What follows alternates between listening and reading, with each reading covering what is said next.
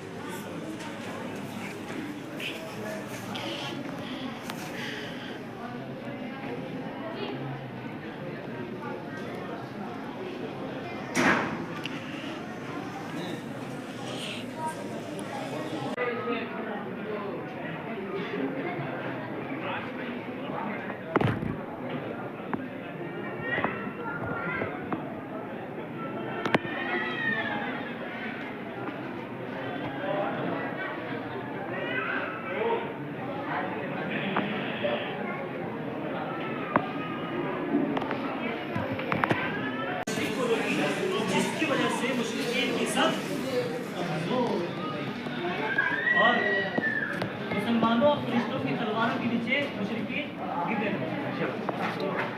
ये ग्रुप में भेज दो। तो सबने अबू जहल को उसकी बात में उसको भेज दिया। अबू जहल की साथ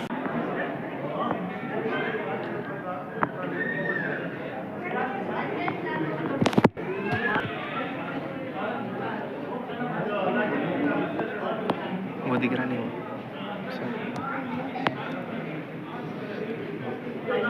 ज़कात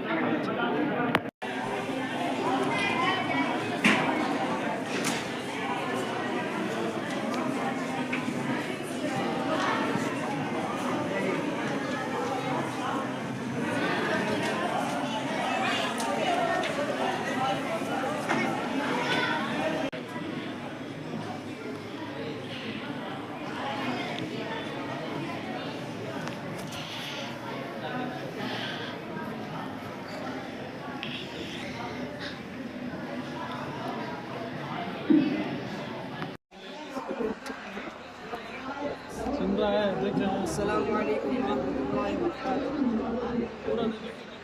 ये आयशा रज़ी अल्लाह तआला अन्हा के उजरा मुबारक का मॉडल है।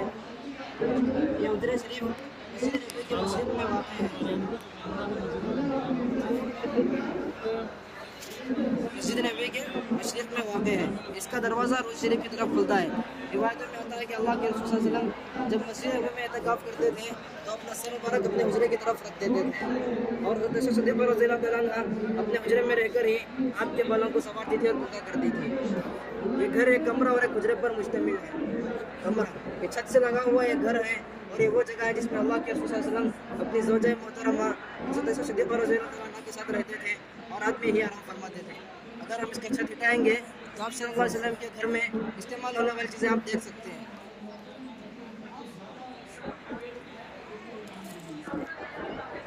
गुजरा इसमें शुमाली और जनूबी अतराफ में से हर एक की लंबाई 5.25 मीटर है।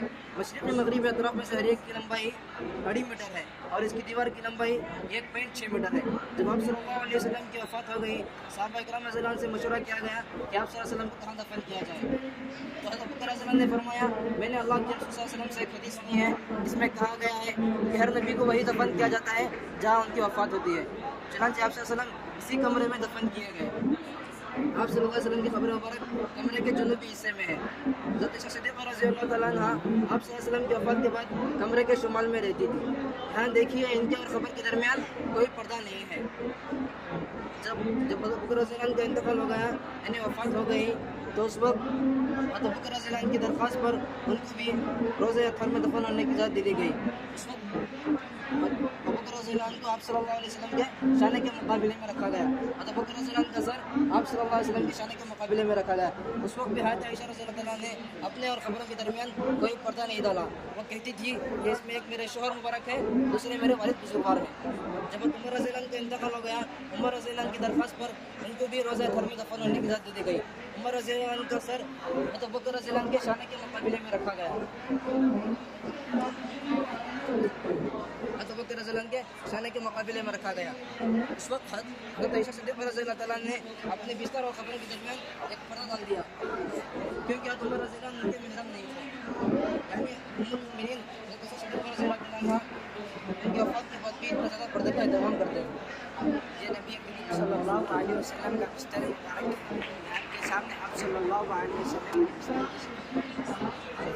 حضرت عائشہ رضی اللہ تعالیٰ عنہ فرماتی ہیں کہ اللہ کے رسول صلی اللہ علیہ وسلم کا بستر جس پر آپ آرام فرماتے تھے وہ چمڑے کا تھا جس کے اندر کھجور کی چھالیاں بھری ہوئی تھیں. ایک مرتبہ عائشہ رضی اللہ عنہ سے پوچھا گیا کہ اللہ کے رسول صلی اللہ علیہ وسلم کا بستر گھر میں کیسے تھا؟ تو انہوں نے جواب دیا ایک بستر تھا جسے آپ چار دے کر کے موڑ دیتے تھے پھر آپ اس پر آرام فرماتے تھے. ایک رات میں نے کہا اگر میں اس بستر کو چار دے کر دوں تو سونے کے لیے زیادہ آرام دہ ہوگا, تو میں نے اس بستر کو چار دے کر لیا. جب صبح ہوئی تو آپ صلی اللہ علیہ وسلم نے ارشاد فرمایا تم لوگوں نے آج رات کیا بچھا دیا تھا؟ تو عائشہ رضی اللہ تعالیٰ عنہ فرماتی ہے آپ کا وہی بستر صرف ہم نے اس کو چار دے کر لیا تھا. آپ صلی اللہ علیہ وسلم ارشاد فرماتے ہیں اس کو پہلی حالت میں واپس کرو, اس نے مجھے آج کی رات نماز سے روک دیا. اللہ کے رسول صلی اللہ علیہ وسلم کی زندگی کی سادگی تھی. اللہ تعالیٰ ہم سب کو سادگی کے ساتھ زندگی گزارنے کی توفیق نصیب فرمائے.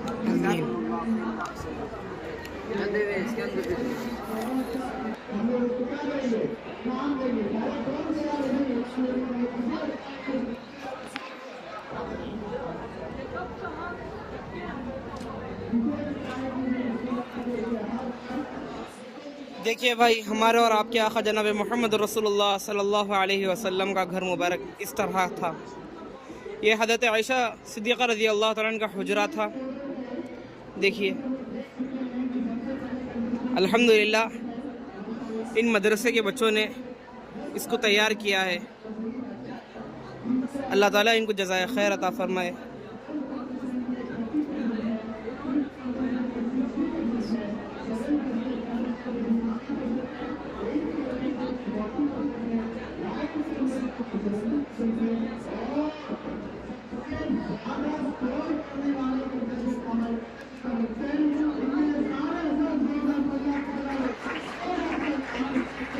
یہ دیکھیے اللہ کے نبی صلی اللہ علیہ وسلم کی یہ چیزیں.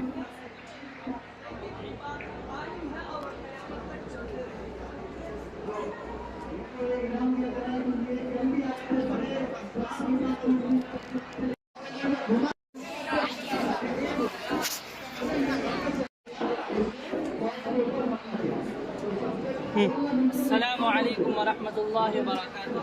یہ پریزنٹیشن حجۃ الوداع کا ہے. یہ ذوالحلیفہ کا مقام ہے. یہاں سے آپ صلی اللہ علیہ وسلم نے حج کا احرام باندھا تھا. حجۃ الوداع کا مقصد یہ تھا کہ اللہ تعالیٰ یہ چاہتے ہیں اپنے پیغمبر صلی اللہ علیہ وسلم کو اس دعوت کے ثمرہ دکھلا دیں جس کی راہ میں آپ نے 20 سال سے زیادہ عرصے تک طرح طرح کی مشکلات اور مشقتیں برداشت کی تھی. اس کی صورت یہی ہو سکتی تھی کہ آپ حج کے موقع پر اطراف مکہ اور تمام قبائل عرب کے افراد اور نمائندگان کو ایک ساتھ جمع کریں, پھر آپ سے دین کے احکامات اور ہدایت حاصل کر لیں. چنانچہ آپ صلی اللہ علیہ وسلم نے اپنے تاریخی حج مبرور کا اعلان فرما دیا تو چاروں طرف سے مسلمانان عرب جوق در جوق پہنچنا شروع ہو گئے. ہر ایک کی آرزو تھی کہ رسول اللہ صلی اللہ علیہ وسلم کے نقش قدم پر چلتے ہوئے آپ کی اقتداء میں حج کی سعادت حاصل کریں. آپ ہفتے کے دن 26 ذی القعدہ کو آپ قصوہ اونٹنی پر سوار ہو کر 9 دن کا سفر کرتے ہوئے 4 ذی الحجہ 10 ہجری مکہ مکرمہ پہنچے تو آپ نے عمرہ فرمایا اور اسی احرام میں آپ نے حج بھی فرمایا۔ عرفات کے میدان میں 1,24,000 یا 1,44,000 انسانوں کا ڈھانٹے مارتا ہوا سمندر تھا، تو آپ نے ان کے درمیان ایک جامع اور تاریخی خطبہ ارشاد فرمایا جو مسلمانوں کے لیے اہم رہنمائی کا ذریعہ ہے۔ آپ صلی اللہ علیہ وسلم نے فرمایا، لوگوں میری بات سن لو، کیونکہ میں نہیں جانتا غالباً اپنے اس سال کے بعد اس مقام پر تم سے کبھی نہیں مل سکوں گا۔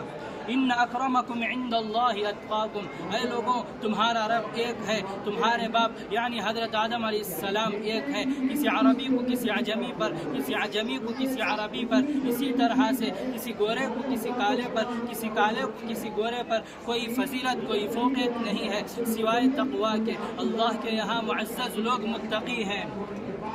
اے لوگوں تم پر تمہاری عورتوں کے حقوق ہیں، تمہاری عورتوں پر تمہارے حقوق ہیں، عورتوں کے بارے میں اللہ سے ڈرو، ان کے ساتھ اچھا سلوک کرو کیونکہ وہ تمہاری امانت میں ہے، ان پر ظلم نہ کرو، ان کے ساتھ دستور کے موافق معاشرت اختیار کرو۔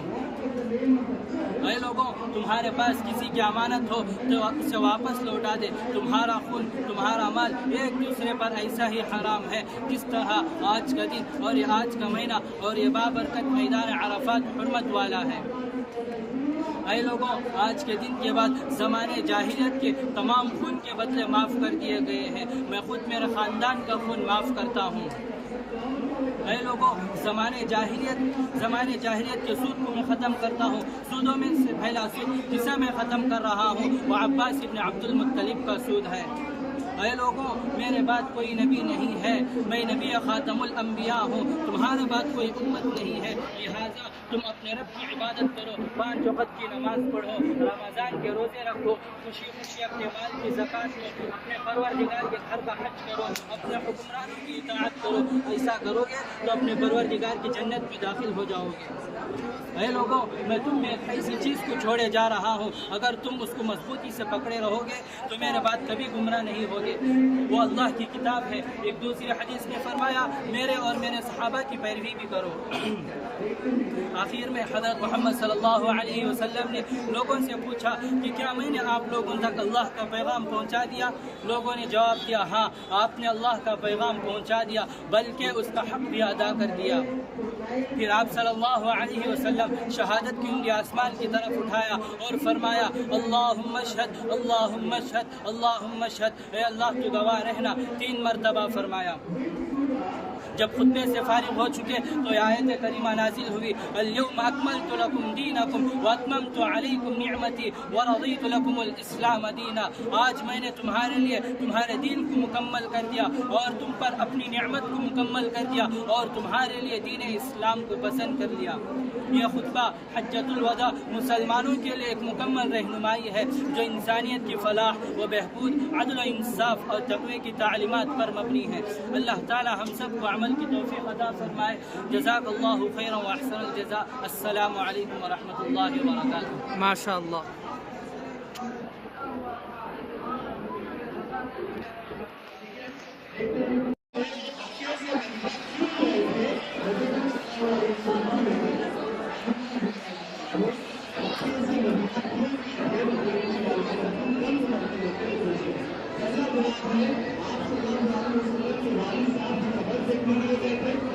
بھائی یہ جو واقعہ بتانے جا رہے ہیں وہ غزوہ احد کا واقعہ ہے۔ السلام علیکم ورحمۃ اللہ وبرکاتہ۔ نظرین کا یہ بہت پہاڑ ہے، یہیں پر جب کوئی اسٹیج کو وضاحت کیا جاتا ہے۔ رسول اللہ صلی اللہ علیہ وسلم نے ارشاد فرمایا بہت جنت کے پہاڑوں میں سے ایک پہاڑ ہے، وہ ہم سے محبت کرتا ہے اور ہم اس سے محبت کرتے ہیں۔ یہ مدینہ سے 10 کلومیٹر کی دوری پر ہے۔ دو ہجری کو غزوہ بدر میں شکست کھانے کے بعد کفار مکہ انتقام کے حق میں چل رہے تھے، چنانچہ اگلے سال 3 ہجری ماہ شوال المکرم میں انتقام کا یہ رواں ابل پڑا، اس کے نتیجے میں غزوات پیش آیا۔ اس سے میں کفار مکہ بڑے جوش و جذبے سے آئے تھے.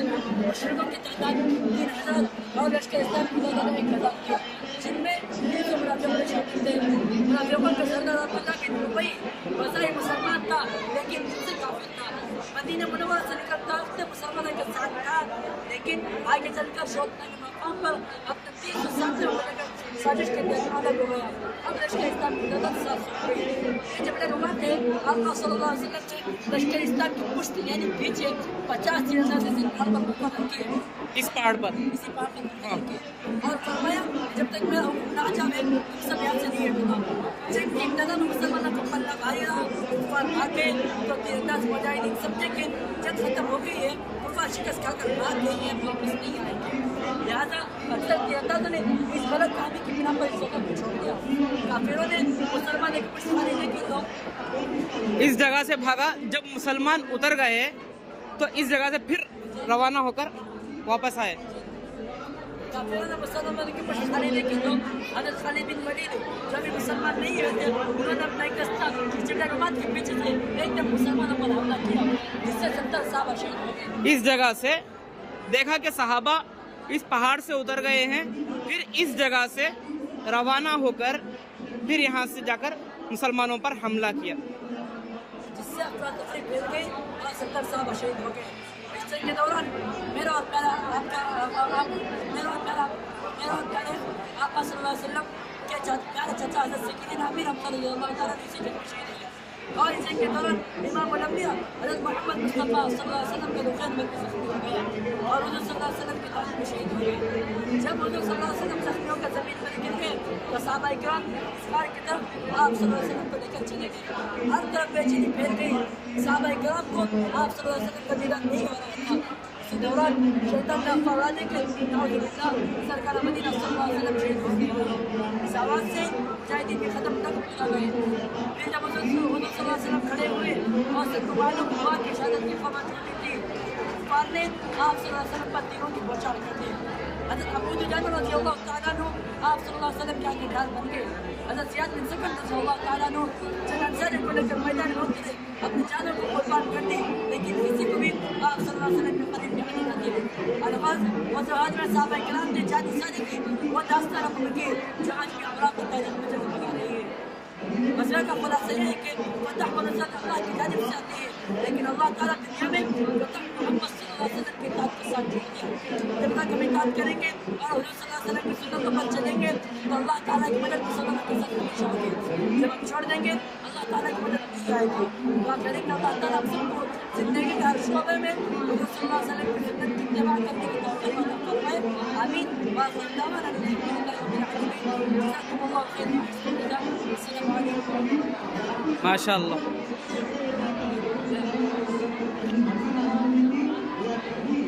بھائی جاتے ہیں اسکین کر کے چلے جائیں.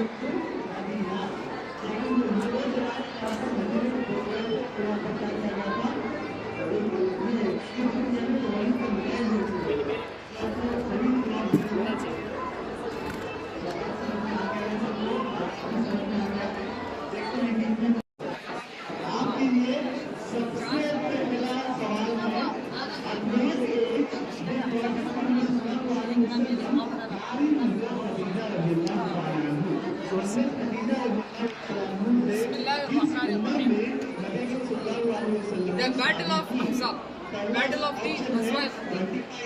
This model represents the Battle of the Trench.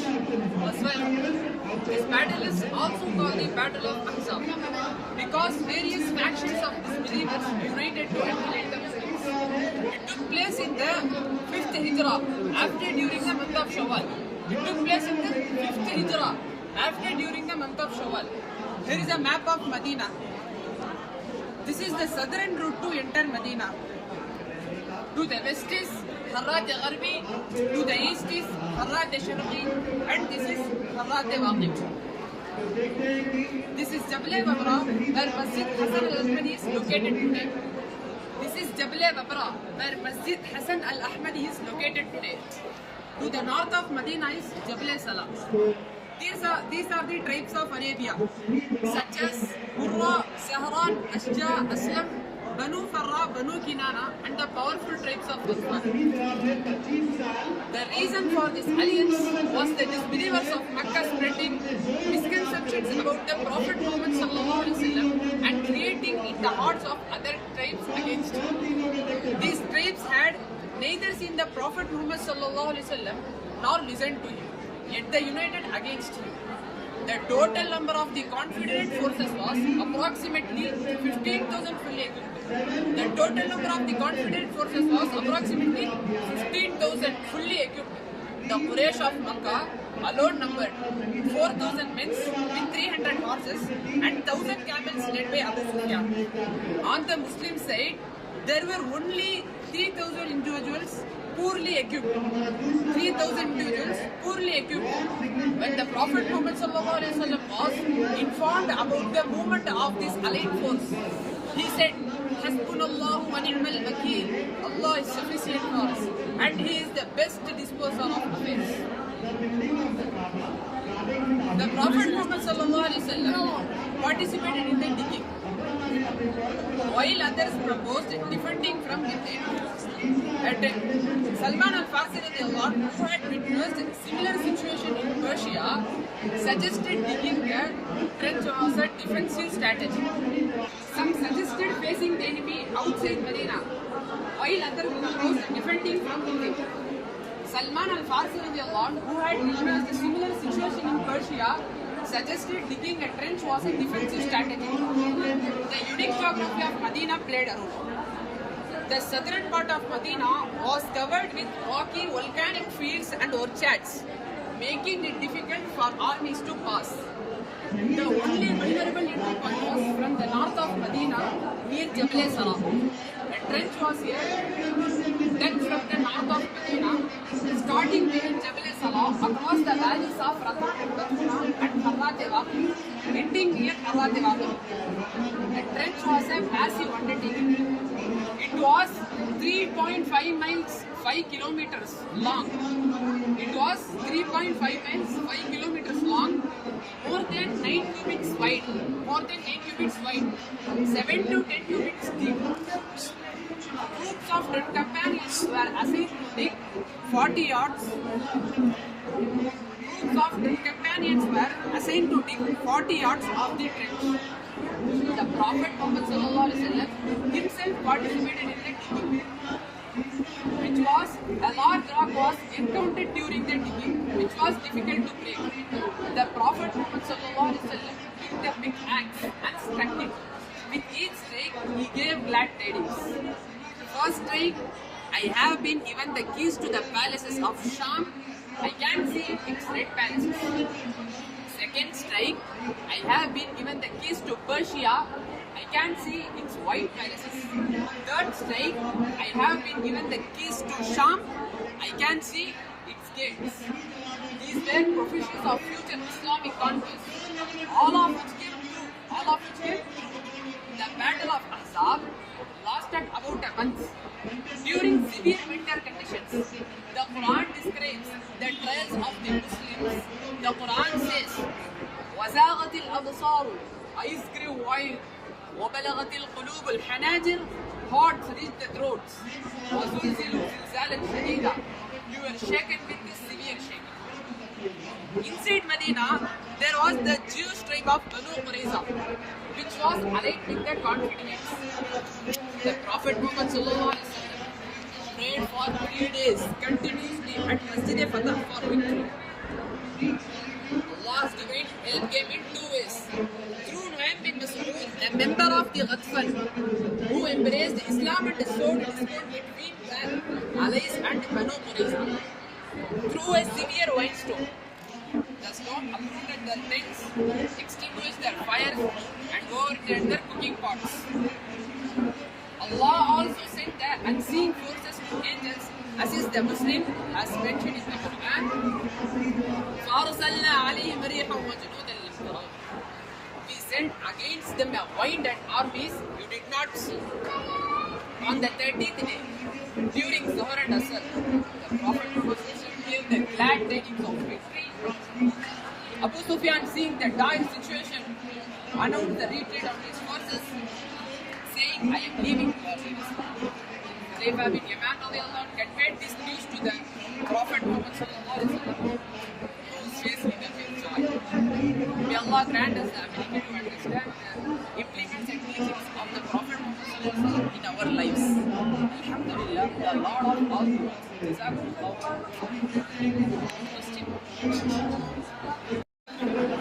السلام علیکم ورحمۃ اللہ وبرکاتہ۔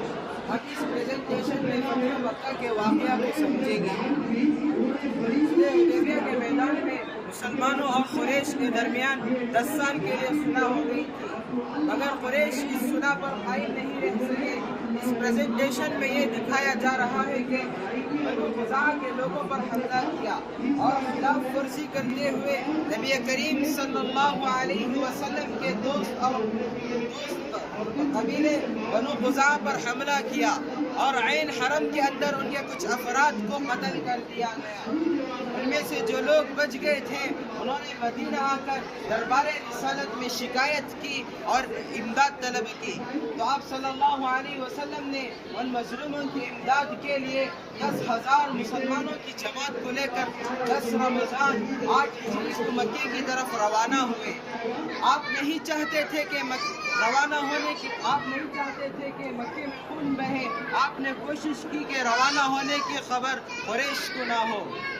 انتہائی رحم دلی کے ساتھ آپ شہر میں داخل ہوتے ہوئے آپ نے اپنی فوج کو یہ ہدایتیں دی، جو شخص ہتھیار پھینک دے اسے قتل نہ کیا جائے، جو بیت اللہ کے اندر چلا جائے اسے قتل نہ کیا جائے، جو اپنے گھروں میں بیٹھ کر ہو اسے قتل نہ کیا جائے، جو ابو سفیان کے گھر چلا جائے اسے قتل نہ کیا جائے، جو حکیم بن حزام کے گھر چلا جائے اسے قتل نہ کیا جائے، جو زخمی ہو اسے قتل نہ کیا جائے، جو قیدی ہو اسے قتل نہ کیا جائے، جو بھاگ جائے اس کا پیچھا کر کے قتل نہ کیا جائے۔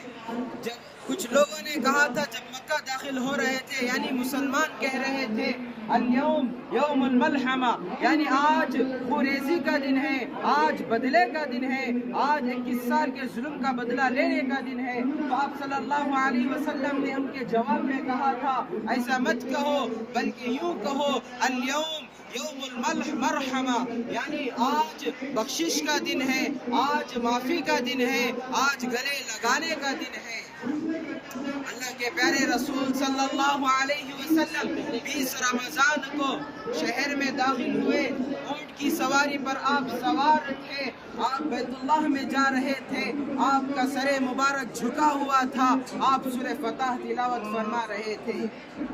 بیت اللہ میں داخل ہوئے، بیت اللہ کو پاک صاف کرایا اور حضرت بلال رضی اللہ عنہ کے ذریعے بیت اللہ کی چھت پر اذان دلوائی اور نماز شکریہ ادا کی اور اپنی پیشانی کو خاک پر رکھ کر اللہ کے سامنے سجدہ کیا۔ جب آپ بیت اللہ سے باہر نکلے تو مکے کے تمام سردار اور بڑے بڑے لوگ جمع ہو گئے تھے، جنہوں نے برابر 21 سال تک آپ کو اور آپ کے دوستوں کو اور ان کے مال و جائیداد کو نقصان پہنچانے میں کوئی کمی نہیں چھوڑ رکھی تھی۔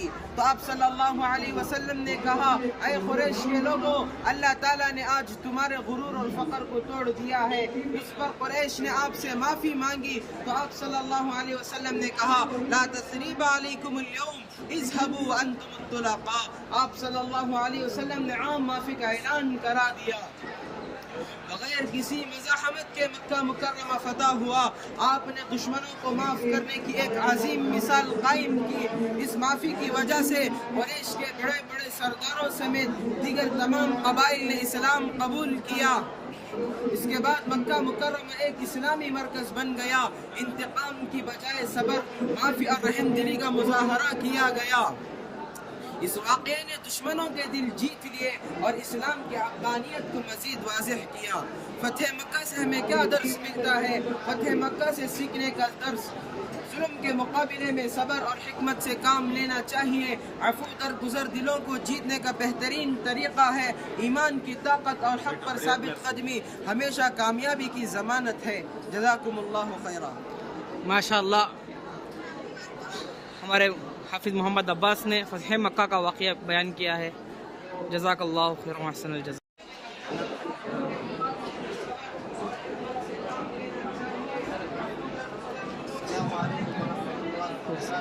नाज़रीन, ये मॉडल है सुलह हुदैबिया का और ये मक्का मुकर्रमा है और ये हुदैबिया का इलाका है जहाँ पर आप सल्लल्लाहु अलैहि वसल्लम और आपके सहाबा आकर रुके थे और ये मदीना मुनव्वरा का रास्ता है।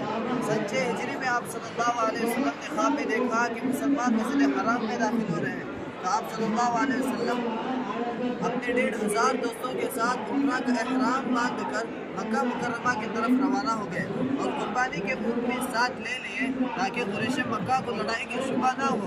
मगर जब उनको आप सल्लल्लाहु अलैहि वसल्लम की आमद की खबर हुई तो लड़ने के लिए तैयार हो गए, बल्कि नौजवानों की एक जमात भी इस काम के लिए शहर के बाहर निकल आई।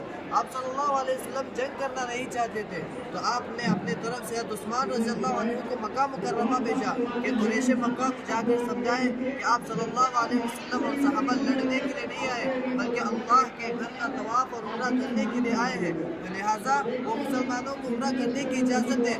मगर मुसलमानों में खबर मशहूर हो गई कि दुश्मनों ने उस्मान रज़ियल्लाहु अन्हु को शहीद कर दिया। आप सल्लल्लाहु अलैहि वसल्लम ने सुना तो आपको बहुत रंज और गम हुआ और सब दोस्तों से इस बात का इकरार कर लिया कि अगर लड़ना पड़ा तो साबित कदम रहेंगे। इस इकरार को बैअत रिज़वान और बैअत शजरा कहते हैं, इसलिए कि इस बैत पर अल्लाह ने अपनी खुशी और रज़ामंदी का इज़हार फरमाया। कुरान में आयत नाज़िल हुई लक़द रज़ियल्लाहु अनिल मुमिनीन, और ये बबूल के दरख्त की मिसाल है जहाँ पर आप सल्लल्लाहु अलैहि वसल्लम के हाथ पर तमाम सहाबा ने बैत की थी। आप सल्लल्लाहु अलैहि वसल्लम ने एक हाथ रखा और कहा कि मेरा हाथ है और दूसरा हाथ रख कर कहा कि उस्मान का हाथ है, मैं उनकी तरफ से बैत करता हूँ। ये बैत बबूल के दरख्त के नीचे हुई थी, इसलिए उसके दो नाम मशहूर हो गए। फिर उस्मान रज़ियल्लाहु अन्हु के कत्ल की खबर गलत साबित हुई, चुनांचे आप सल्लल्लाहु अलैहि वसल्लम और कुरैश में सुलह की गुफ्तगू शुरू हुई। उनका एक सरदार उर्वा बिन मसूद सक़फ़ी आपके पास आए। उन्होंने देखा कि सहाबा अपने रसूल की इतनी इज्जत करते हैं कि कोई शख्स नजर उठाकर आपके मुबारक चेहरे को नहीं देखता, आपके वज़ू के पानी को ज़मीन पर गिरने नहीं देते, बल्कि उसको तबर्रुक के तौर पर आग और मुँह पर मल लेते हैं। कुरैश के सफ़ी ने वापस जाकर अपने कौम से कहा कि मैंने ईरान और रोम के दरबारियों को देखा है, मगर मैंने किसी बादशाह को अपनी रियाया में इस कदर महबूब और मुअज़्ज़ज़ नहीं पाया जिस कदर रसूलुल्लाह सल्लल्लाहु अलैहि वसल्लम को अपने दोस्तों में है। वो लोग हरगिज़ आपका साथ नहीं छोड़ेंगे। और उसके बाद कुरैश मक्का की तरफ से बाज़ाब्ता सुहैल बिन अम्र सुलह के लिए आ रहे थे, तो आप सल्लल्लाहु अलैहि वसल्लम ने सहाबा से पूछा कि कौन आ रहे हैं। सहाबा ने कहा कि सुहैल आ रहे हैं। आप सल्लल्लाहु अलैहि वसल्लम ने कहा कि सहल्लाहु अमरकुम। आखिर बड़ी मुश्किल से आप सल्लल्लाहु अलैहि वसल्लम कुरैश के दरमियान शर्तों पर सुलह हुई। मुसलमान इस साल वापस चले जाए, अगले साल उम्रा करें, मगर तलवार के अलावा कोई हथियार उनके पास ना हो और वो भी नियाम में सिर्फ 3 दिन हरम में ठहरे।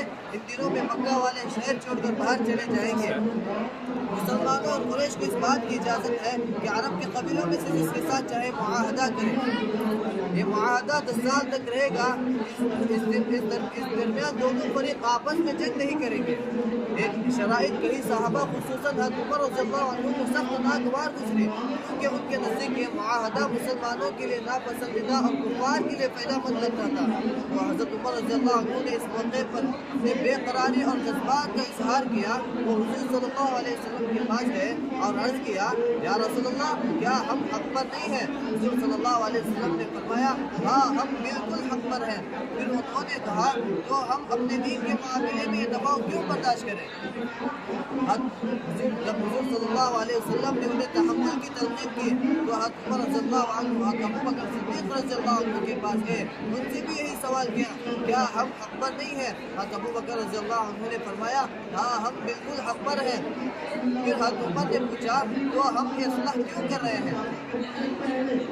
जब हज़रत अबू बकर रज़ियल्लाहु अन्हु ने जवाब दिया कि ये रसूलुल्लाह है, वो जो भी फैसला करते हैं वो हक़ पर होता है, उनकी पैरवी करो। हज़रत अबू बकर रज़ियल्लाहु अन्हु के जवाब पर हज़रत उमर रज़ियल्लाहु अन्हु खामोश हो गए।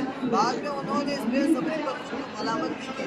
यहाँ पर सुलह की एक हिकमत भी बयान की है। ये ग़ज़वाए खंदक का मॉडल आपने मुलाहज़ा फरमाया, जिसमें मुसलमानों और मक्का वालों और दीगर क़बाइल के दरमियान जो जंग पेश आई थी, उसकी वजह ये थी कि दीगर क़बाइल ने ना हुज़ूर सल्लल्लाहु अलैहि वसल्लम को देखा था और ना सुना था, और इसी तरह हुज़ूर सल्लल्लाहु अलैहि वसल्लम और सहाबा के अखलाक भी उनके सामने नहीं आए हुए थे। तो आप सल्लल्लाहु अलैहि वसल्लम ने चाहा कि ऐसा माहौल पैदा हो जिसमें मुसलमानों और जिसमें सहाबा और मुसलमानों को देखने और जिसमें मुसलमानों और मक्का वालों को देखने और सुनने का मौका मिले तो आप सल्लल्लाहु अलैहि वसल्लम ने इन तमाम शराइत पर सुलह कर ली।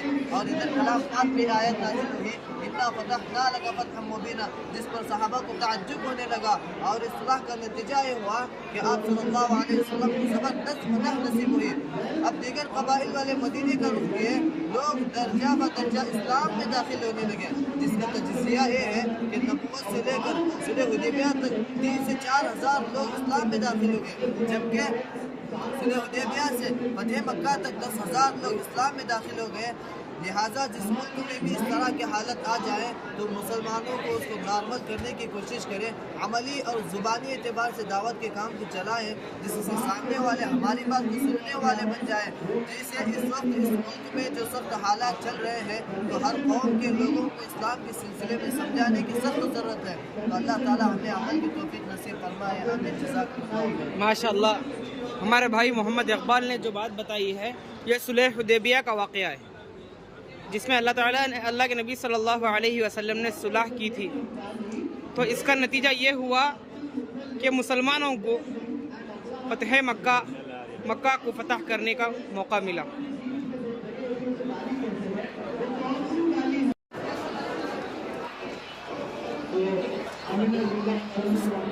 लिहाजा इस बयान के मुताबिक अबू सुफियान की क़ियादत में एक तिजारती काफ़िला मुल्क शाम को रवाना किया गया।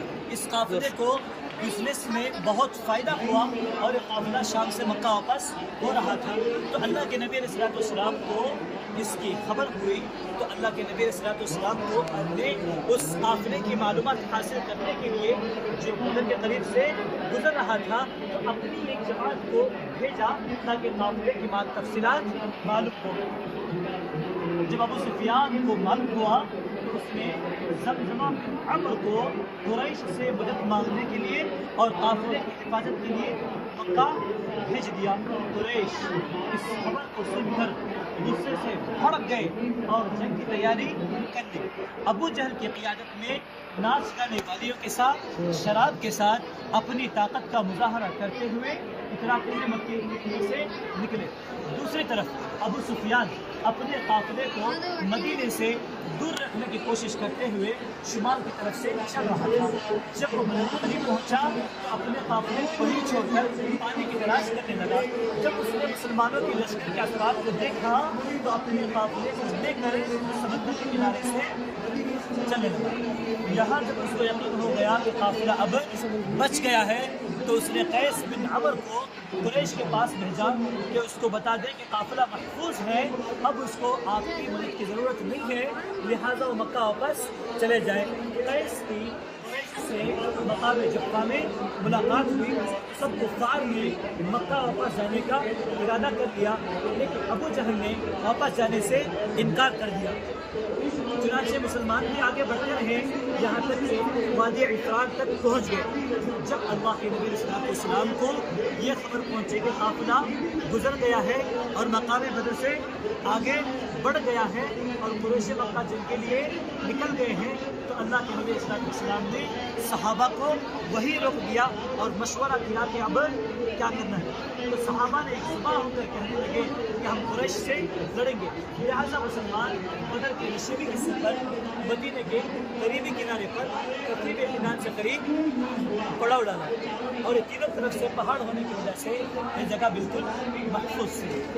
लेकिन यहाँ पर पानी नहीं था, जिसकी वजह से खुबाब बिन मुनज़िर रज़ियल्लाहु अन्हु ने अल्लाह के नबी से मशवरा किया कि फ़ौज को लेकर कुएं के हिस्से की तरफ चले।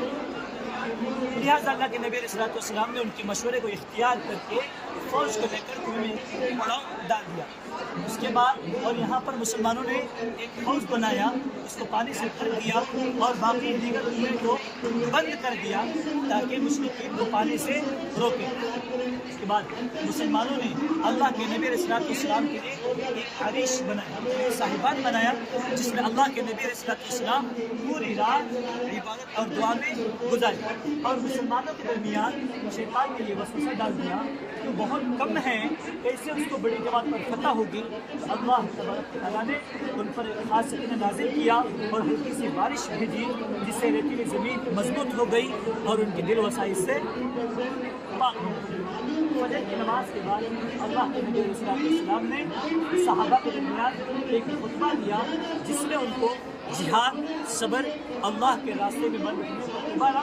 اس کے بعد صف بنائی گئی. صف بندی کے بعد اللہ نے ان پر ایک ہلکی سی نیند طاری کر دی جس سے ان کے بدن کو آرام مل گیا اور چست اور پھرتیلے ہو گئے. مشرکین کا لشکر آیا اور جنگ کے لیے صف میں کھڑا ہو گیا. اس میں سے اسود بن عبد الاسد نے اس حوض کو پار کرنا چاہا لیکن حضرت حمزہ نے آ کر اس کو قتل کر دیا. اس کے بعد قریش کے 3 بڑے سردار عتبہ، شیبہ، ولید مقابلے کے لیے آگے نکلے. ان کے مقابلے کے لیے 3 انصاری صحابی نکلے لیکن انہوں نے جنگ کرنے سے انکار کر دیا اور یہ مطالبہ کیا کہ مہاجرین میں سے ہی کوئی ہم سے لڑے. چنانچہ اللہ کے نبی علیہ السلام نے حضرت حمزہ، حضرت علی، عبیدہ بن حارث کو حکم دیا کہ ان کے مقابلے کے لیے میدان میں اتریں. حضرت حمزہ نے شیبہ کو اور علی نے ولید کو قتل کر دیا. عتبہ اور عبیدہ کے درمیان 2 ہاتھ ہوئے تو حضرت حمزہ علی اس پر حملہ کر کے قتل کر دیا اور عبیدہ کو مسلمانوں کے ساتھ ملا کر کھڑا کر دیا. اس کے بعد اللہ کے نبی علیہ السلام نے مسلمانوں کو حکم دیا کہ وہ اپنی جگہ سے نہ ہٹے اور تیر لے کر تیار رہیں. مشرکین اپنے سواریوں پر سوار ہو کر جب آگے بڑھے تو مسلمانوں نے ان پر تیر برسائے. پھر جب مشرکین مسلمانوں کے بالکل قریب ہو گئے تو مسلمانوں نے ان پر حملہ کر دیا. اس کے بعد اللہ کے نبی علیہ السلام دعا کرتے ہوئے کھڑے ہو گئے اور رو رو کر دعا کرنے لگے تو اللہ نے فرشتوں کو نازل کیا جو مسلمانوں کی مدد اور مشرکین کے سروں اور ہاتھوں کو کاٹے ہیں.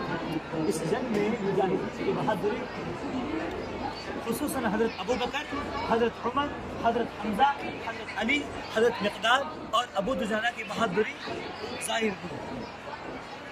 اس کے بعد اللہ کے نبی علیہ السلام میدان کی طرف اترے اور ایک مشت مٹی لی اور یہ آیت تلاوت کرتے ہوئے مشرکین کی طرف پھینکا. یہ مٹی ہر ایک مشرک کو لگی جس کی وجہ سے مشرکین کی صف کمزور ہو گئی اور وہ مسلمانوں اور فرشتوں کی تلواروں کے نیچے گرنے لگی. ابو جہل کے رشتہ داروں کو اس پر خوف ہوا تو سب نے اس کی حفاظت کے لیے اس کو گھیر لیا. ابو جہل کے ساتھ میں 2 صحابی معاذ اور معاویہ سے اس تک پہنچ کر اس کو حملہ کرنے لگے لیکن عبداللہ بن مسعود آئے اور ابو جہل کو جہنم رسید کر دیا اور اس کے سر کو اٹھا کر اللہ کے نبی علیہ السلام کے پاس لے کر چلے. اس کے بعد اللہ کی تائید اور مدد سے مسلمانوں کو غلبہ حاصل ہوا اور مشرکین کے دل ڈر سے بھر گئے. ان میں سے بعض نے تو بھاگنا شروع کر دیا. حضرت بلال رضی اللہ عنہ نے امیہ بن خلف کو دیکھا جس نے مکے میں ان کو بہت زیادہ تکلیفیں دی تھی تو بلال رضی اللہ عنہ نے پہنچ کر اس کو قتل کر دیا. جنگ بدر اللہ کی طرف سے مسلمانوں کی مدد اور مشرکین کے فرار کے ساتھ ختم ہوئی اور مسلمانوں نے 70 مشرکین کو قتل کیا، 70 کو قید کیا اور مسلمانوں کو بہت زیادہ مال غنیمت حاصل ہوا اور مسلمانوں میں 14 مجاہدین شہید ہوئے. اللہ کے نبی علیہ السلام نے شہداء کو جمع کر کے ایک بلند جگہ میں دفن کرنے کا حکم دیا اور مشرکین کی لاش کو ایک گہرے کنویں میں ڈال دیا گیا اور مسلمان مدینہ کامیاب و کامران ہو کر لوٹ گئے. جنگ بدر تاریخ میں یوم الفرقان ایک چھوٹی سی جماعت 313 جو حق پر قائم ہے اس بڑی جماعت پر غالب آ گئی جو باطل پر ہے.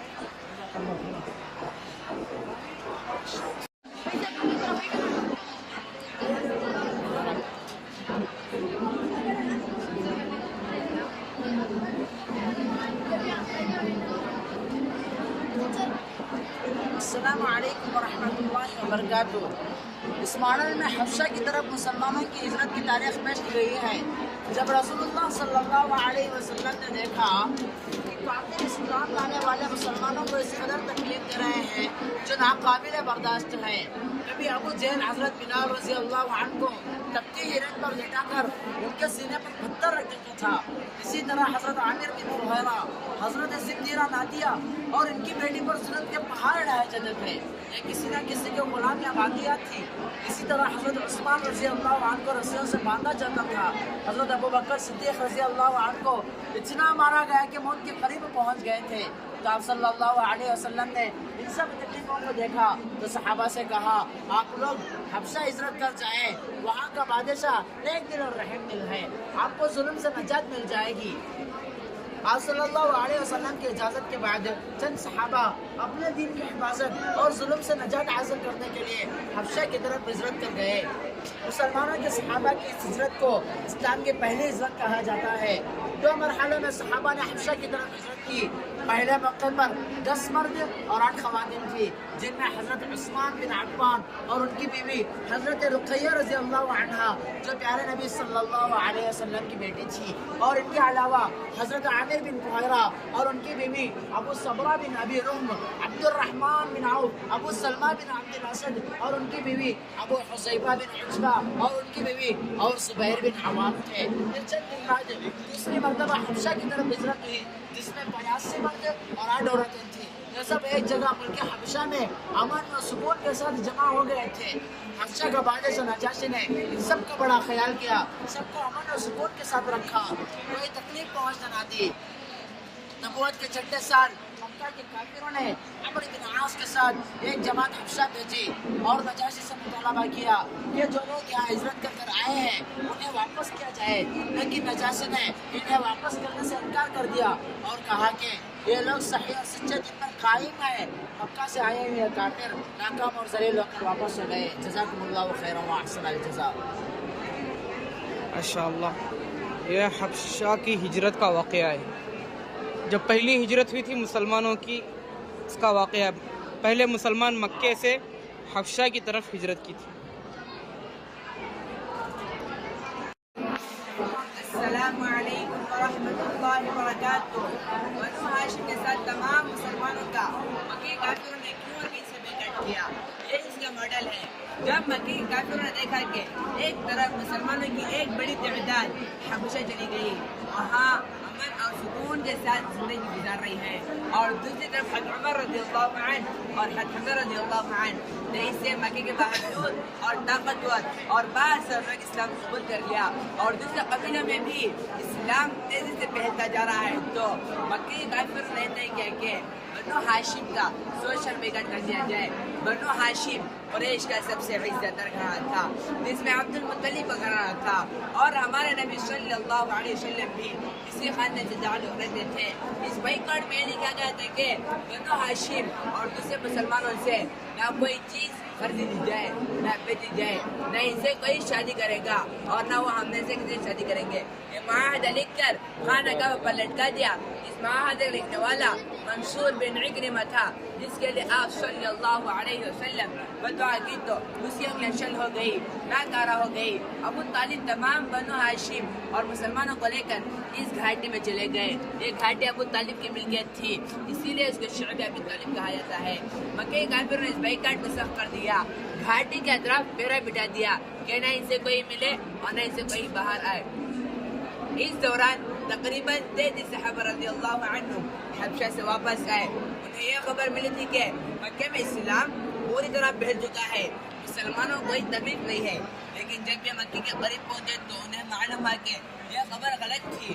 مسلمانوں کے ساتھ اور زیادہ ظلم بڑھ گیا ہے، ان کا سوشل بیکٹ کر دیا گیا ہے. لہٰذا یہ بائیکاٹ کتنے سال تک چلتا ہے؟ بائیکاٹ کتنے سال تک چلتا؟ 3 سال. کتنے سال تک چلتا رہا اس کا؟ کتنے سال تک؟ بولو تمہیں بولو. بولو. 3 سال. Very good. 3 سال تک چلتا رہا. 3 سال کے بعد مکے کے رحیم دل لوگ جن میں عثمان بن مظعون، حارث بن عمرو، ابو البختری بن ہشام مل کر اس بائیکاٹ کے خلاف مکے میں آواز اٹھائی. لہٰذا مطعم بن عدی اس معاہدے کے صحیفے کو پھاڑنے کے لیے آگے بڑھے تو دیکھا کہ دماغ نے پہلے ہی اللہ کے نام کے علاوہ سارے صحیفوں کھا لیا ہے. اس طرح یہ بائیکاٹ ختم ہو گیا. جزاکم اللہ خیر. ماشاء اللہ.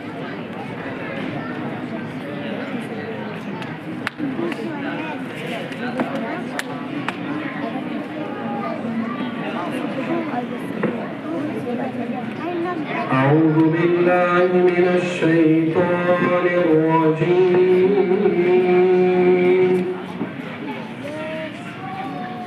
بسم الله الرحمن الرحيم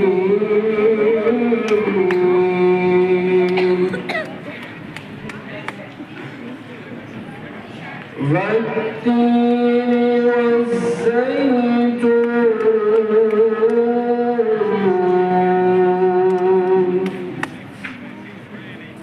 وطور سينين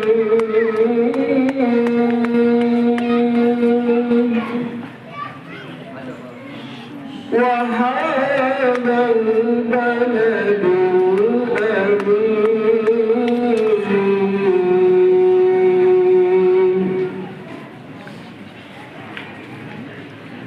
والتين والزيتون وطور سينين وهذا البلد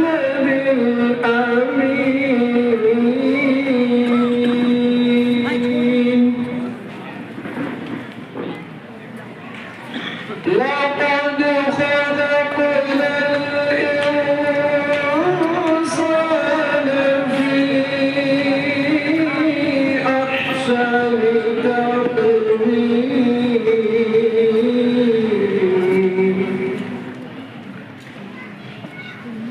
ثم رددناه أسفل سافلين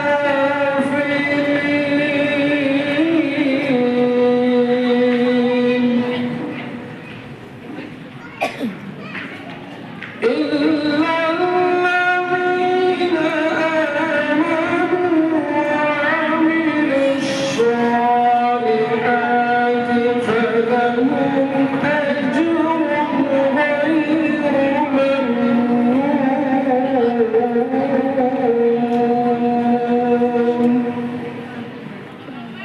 فما يكذبك بعد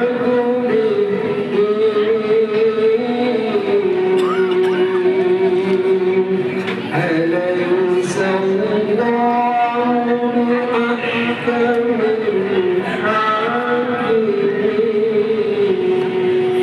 الحاكمين صدق الله العظيم دعوت دیتا ہوں وہاں کا رسول پاک صلی اللہ علیہ وسلم کی خدمت اقدس میں نعتیہ کا نام پیش کریں۔ واحد صاحب جو ہیں عثمانیہ سے جو ہیں وہ اوپر آ جاؤ اساتذہ کے پاس اسامہ خالی سمامہ خالی رواحہ ذیشان ثانی اور دوسرے اساتذہ جو سب لوگ اساتذہ کی گیلری میں آ جاؤ ادھر ترنت کیا ہو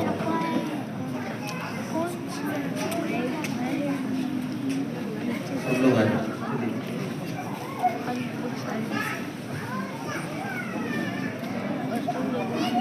السلام علیکم ورحمۃ اللہ وبرکاتہ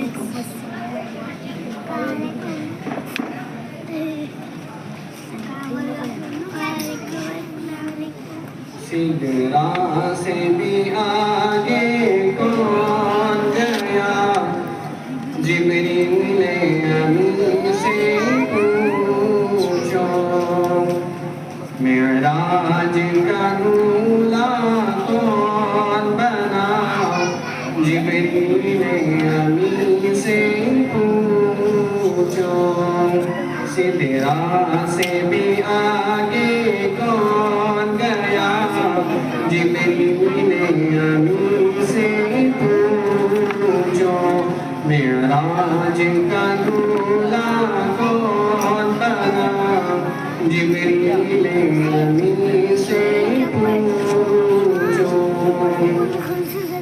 کیا ہے توفیر شاہ من انسان سے ہو پائے نرم کیا ہے توفیر شاہ من انسان سے ہو پائے نرم کیا فرش زمین کیا عرش بری سب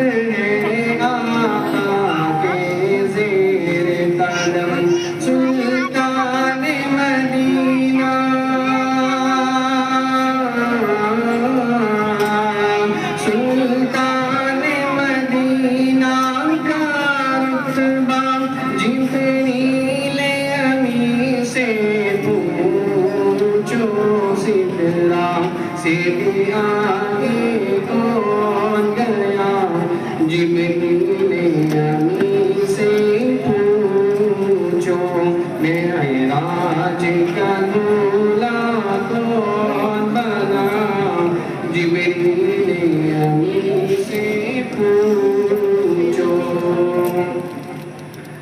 جبریل سے رب نے فرمایا جنت کی سواری لے کر جا جبریل سے رب نے فرمایا جنت کی سواری لے کر جا محبوب سے جا کر کہہ دے اب آگے کرے وہ سیر ذرا پھر کیسے ہوئی پھر کیسے ہوئی تعمیل خدا جبریل امی سے پوچھو سدرا سے آگے کون گیا جبریل امی سے پوچھو معراج کا دولہا کون بنا جبریل امی سے پوچھو سلام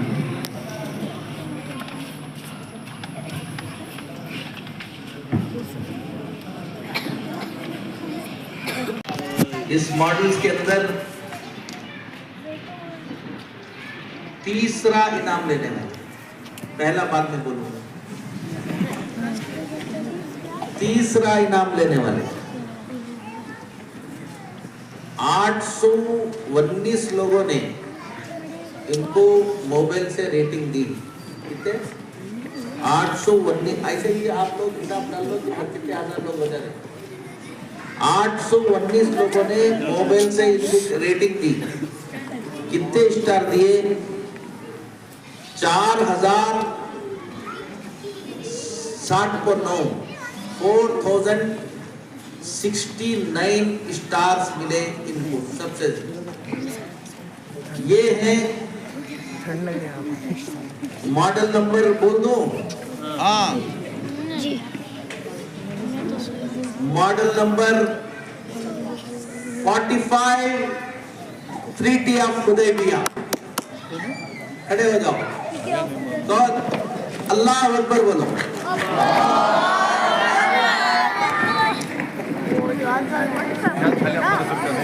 نہیں اب اس کے اندر جو 45 میں ہے نام اس کے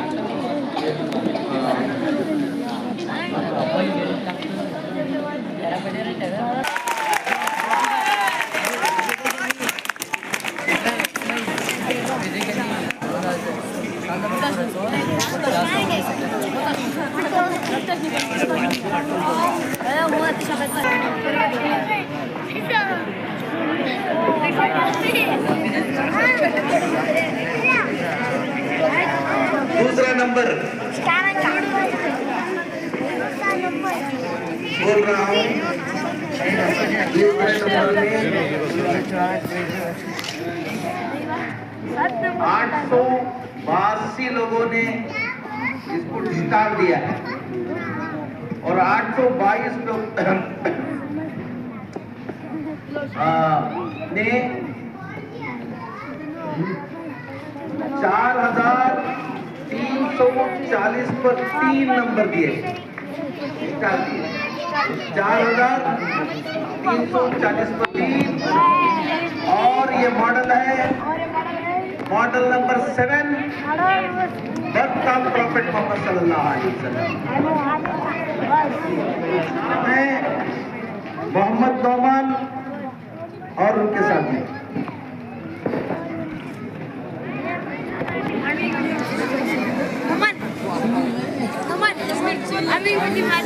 माशाल्लाह अय्यान माशाल्लाह। दूसरा नंबर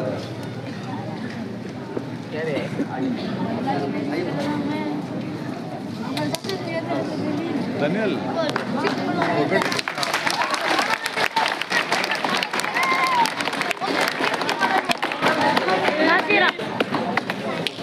नाजिरा आमिर हाँ। फर्स्ट नंबर है सबसे फिर कई को मॉडल आंदे आले सर 1031 लोगों ने इनको दिया है। अब सोच लो कितने हजार हो गई। और 5090 पर 8 स्टार मिले हैं। और ये हैं सहाबा की मदीने की तरफ हिजरत, मॉडल नंबर 19 है ना? हाँ, मॉडल नंबर 19 कौन है? मदीने सहाबा की मदीने की तरफ मोहम्मद साद और उनके साथी।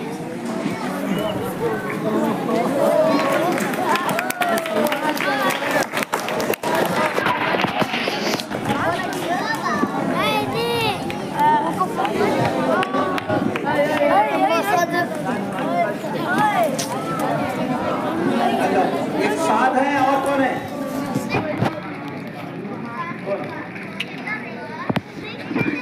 साद है सलमान। दो ही है क्या?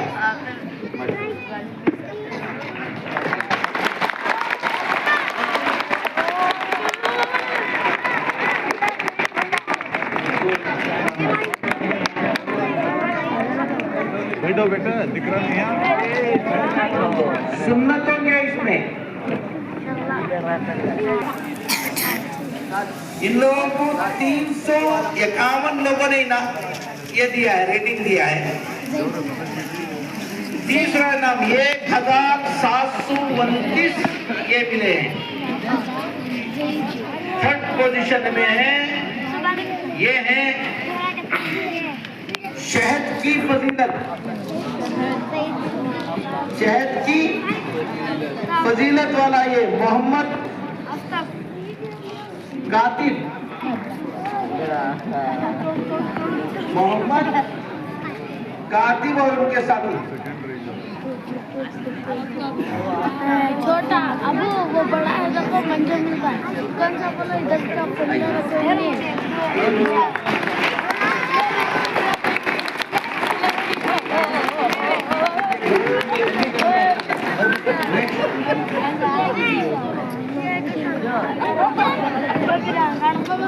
दूसरा इनाम 351 लोगों ने दिया है। नहीं लिया तो बहुत खराब पर तो घर में बैठी तो 385 लोगों ने दिया है। अब ले ले तो तुम्हें क्या 1901 स्टार्स मिले हैं। और ये हैं हुजूर सल्लल्लाहु अलैहि वसल्लम का बिस्तर मुबारक मोहम्मद दानिश और उनके साथी। मोहम्मद उमर, मोहम्मद साथी। माशाल्लाह इंग्लिश में, उर्दू में, अरबी में, तीनों में बोला ले तुम्हें।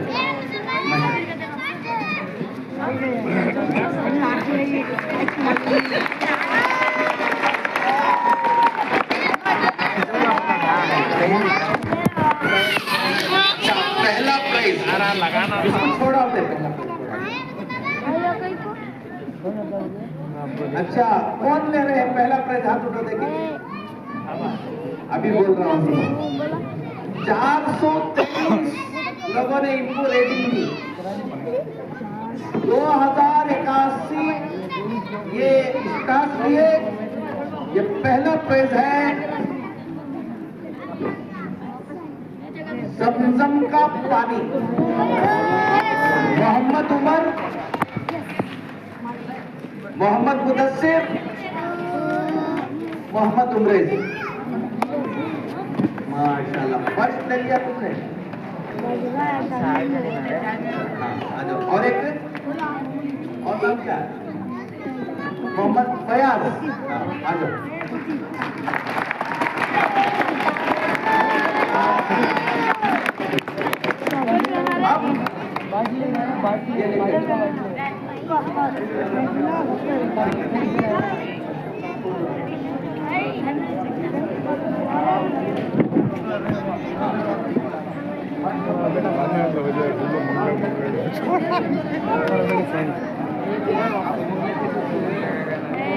Daniel, ऐसा उठा ला